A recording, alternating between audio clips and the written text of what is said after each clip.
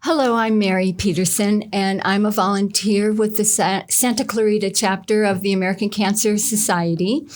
And in honor of National Cancer Survivors Month, we are celebrating cancer survivors. And today we welcome Linda Smith, who is a 3-time cancer survivor. Linda is a neonatal intensive care unit nurse and has been for 40 years. She takes care of little, tiny, at-risk babies. And throughout these years, Linda also faced her own health risk. And so we are just grateful, and we want to welcome you today and thank you for sharing some of your story with us. Thank you, Mary Petersen, who happens to be a friend as well. So to start with, I thought I'd give you a little background on my cancer story, if you will. In 2006, I was diagnosed with right breast DCIS stage 0 cancer. My treatment was a lumpectomy and radiation for 6 weeks. So I started easy, I guess if you can say that, in the cancer treatment zone. I found out that I was also negative for the BRCA gene, which gave my sisters all a sigh of relief. Then I continued on hormone blocking therapy for 5 years, which led to my hot flashes. If you see me glowing, you'll know what's going on. In 2009, I was diagnosed with ovarian cancer. And that treatment was surgical removal of all of my internal reproductive organs and 6 rounds of chemotherapy. And finally, in 2014, I was diagnosed with a malignant skin melanoma on my left forearm. And aside, wear your sunscreen all the time. Growing up in Ohio, we didn't wear sunscreen. We thought it was good to be burnt and freckled. Then I had a genetic workup to see if any of these cancers were related. Nope, 3 random cancers. Who knew? My theory, and this is a humorous aside, was that I was the dented egg that my mom carried. I managed to have all the health problems in my family all in my egg. Therefore, I'm dented, but surviving. I didn't want cancer to define me. And why me? I didn't want to be that identifiable woman with cancer. No hair, not looking so healthy. I didn't look like myself anymore with cancer's treatments. And I was too young in my mind. A quick aside, cancer knows no age. Nobody's safe. I didn't think I wanted to be pitied. I didn't want to be that woman that has the cancer. I was a good person. I didn't deserve cancer. The turning point for me during my chemotherapy was after going to a lunch date with 3 of my coworkers, young, vivacious, beautiful young women. And here I am feeling schlumpy, dumpy, bald, not very attractive. I saw my radiation doctor the next day, and he turned me on to a book that he gave me called Turning Heads. It's portraits of grace, inspiration, and possibilities by Jackson Hunsaker. This book was amazing. It had all these beautiful photographs of these women that were all bald, like me. They were all sizes, they were all ages, and the photographer had worked with each person to try and capture what they wanted to represent for their cancer fight. There was a woman on an elephant. There was a woman swimming bald in the swimming pool. There was a bride and her maid of honor, sisters, both bald, because she was getting married and she was going to rock that bald head and her sister along with her. But the one that really, really spoke to me was a young woman, beautiful young woman.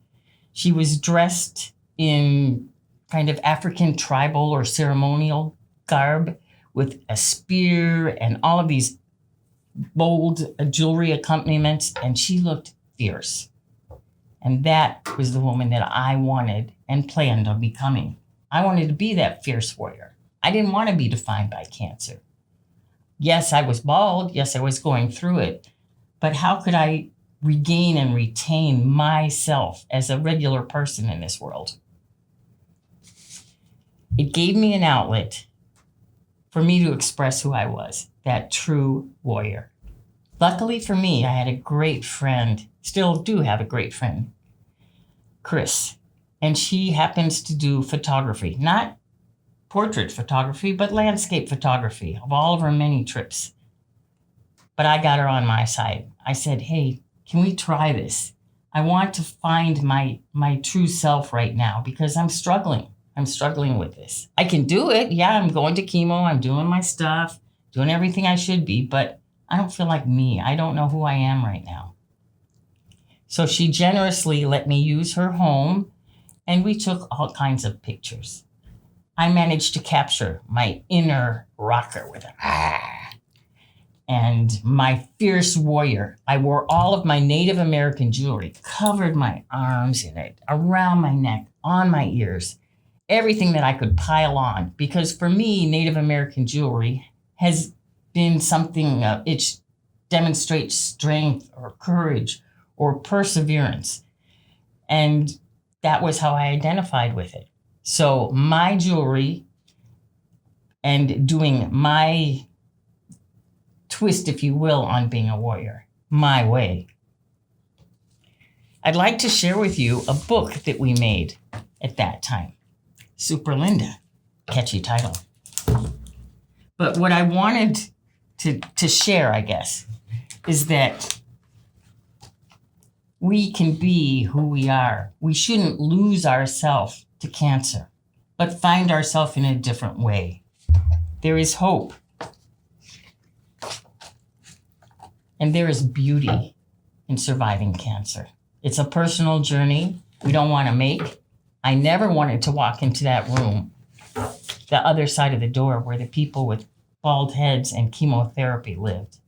But I had to. I had to walk through that threshold, the scariest thing I did. But you know what? I came out on the other side. And that's what you have to remember. So, living with cancer, how am I doing? Well, I found out it's not necessarily a death sentence. And the why me changed into why not me? Why not you? Why not all of us? Isn't cancer just rampant growth of cells? We're all made up of cells. They just went a little crazy. Like life right now. Also, what helped me through this journey? Thank God I had a loving, supportive husband. If you don't have that, get the next best thing, like your friend or a family member. Having a second person go with you into the doctor's appointments, especially in the initial stages, helps because they're going to throw a lot of information at you and you're going to be overwhelmed. I picture it in my mind as like this tidal wave of stuff coming at me, and I'm standing there looking at it going, where do I go? How do I avoid this? So him there helped me understand what was coming down the pike. As a matter of fact, now I'm an educated nurse, right? I take care of sick babies, critical things all the time. When my doctor told me I had ovarian cancer, I heard uterine cancer. So I proceeded to tell all my friends and family the wrong diagnosis. My husband had to correct me, but that's where your head goes. It's kind of like when they say cancer, you hear the blah, blah, blah, and nothing else. You can't even begin to process it. So you need somebody there to help you through it. My husband also would take notes. He found a reliable source of information, like a website with proved information, the cancer websites. My husband also acted as a researcher and helped me to understand. I tried not to overwhelm myself with too much information all at once. Like I said, the tidal wave. It can pull you down. So I would take information that was important to me to get through that stage of my treatment, what to expect, what to know what's going to happen. My husband was kind enough not to overwhelm me, like I said, and kind of held back a little bit on this one side effect that anybody going through cancer can tell you about. It's called chemo brain. It's where you kind of have a missing link, if you will, or there's like a little break in the information that goes to your brain. I did things like turned on the stove, started cooking something, walked away, and forgot all about it. And one day, I couldn't remember how to use the ATM. Now, who doesn't remember how to use the ATM? But I had to walk away with no money in my hand because I couldn't remember. Luckily, most of it comes back to you. I would say 99.9%. I also tried to avoid relationships or people that weren't supportive, what I term toxic relationships, where they're pulling from you and not giving back. Because at that time, you kind of have to be selfish. You need to keep yourself together. And if somebody's pulling you away from that or filling your mind with negative things, like I had a mother or I had a friend that died from cancer and all these terrible side effects, that's not going to help you get through your day, to be honest. So I tried to avoid those things that weren't beneficial to my treatment. And I learned how to speak up for myself. If I don't say I don't understand, who else is going to do that for me? Be honest. Talk to your doctor, talk to your family, talk to your friends. And of course, I did things that made me happy. That's having lunch with friends, or for me, Pilates. Mary and I were both in Pilates, and I managed to do that throughout my cancer treatment on the good days. It made me take part in my own physical well-being, and that's really important. Yes, the doctors can give you medications. Yes, they can give you different drugs and treatments, but you should do something for yourself as well. I went back to work about a month after I completed all of my chemotherapy. Yes, I was a little bald, but it was okay. The babies don't have a lot of hair either. Those little NICU babies needed me there, and I had to be on point. I couldn't be in my head thinking about, is this cancer? Or oh, I feel a twinge over here. Is that cancer? I had to be responsible, get back to work, and give it 100%. I was needed, and I wanted to be needed. Also, for me, my hobby of quilting has really helped me. I brought a little quilt here just to show you. For me, working through color and expressing myself in different ways and working with fabrics could get me to the Zen place, the place where I didn't think about cancer again. I had something to do. I had something to complete.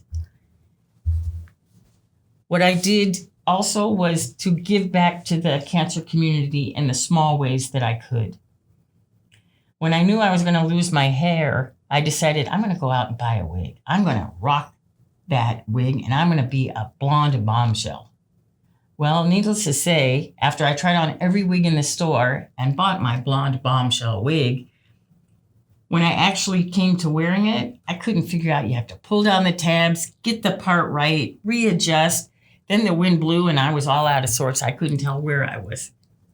I decided to do it my way again. So I made chemotherapy bald head lady scarves with flames and skulls. No sweet flowers for this girl. I had to do it my way. So I ended up also giving some of those scarves to the cancer treatment room that I was in. I did make some floral nice ones for the less out there kind of women, maybe. Not everybody wants to be a rocker chick. And then I made some cancer baskets for friends and acquaintances that got the diagnosis of cancer. I would put a quilt in it. I put like ginger candies, ginger tea to help with nausea, a satin pillowcase so their head wouldn't be so scratchy when their hair all fell out. Just things from my own personal journey that I knew could help somebody else. And they were grateful for it. Plus, nobody understands cancer like another survivor. There was one side effect I do have to warn you about my cancer journey.